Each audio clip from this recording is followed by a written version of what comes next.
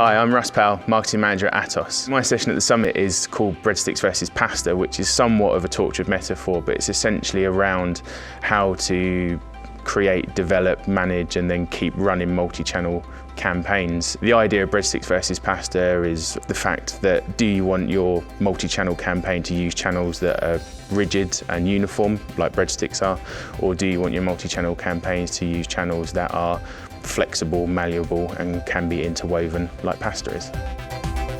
I think multi-channel not being multi-channel could potentially be seen as a joke, but I think it's the approach that people see multi-channel as having to be across all channels at the same time. That's not necessarily how it needs to be. It's using the right channel at the right time and having them there to use when, as the campaign ramps up, ramps down, you engage in different ways with different people. Channels should be used when they're relevant for the campaign. It needs to be a structured, strategic approach to the channels that you use at the right time for the right people.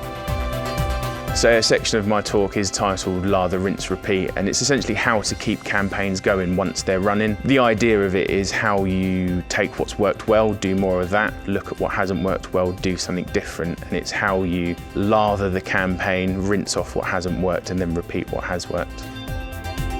Over the next few years, I think the big challenge, which has been the challenge for a long time for marketers, is to do more with less. Other things on the horizon that are really going to impact are going to be the changes in data legislation. There's going to be much more of a push on automation. I know it's been quite a buzzword so far, but I think there's going to be a big focus on how businesses in both B2B and B2C are using automation and really driving revenue out the back of it to prove that the investment is worth it.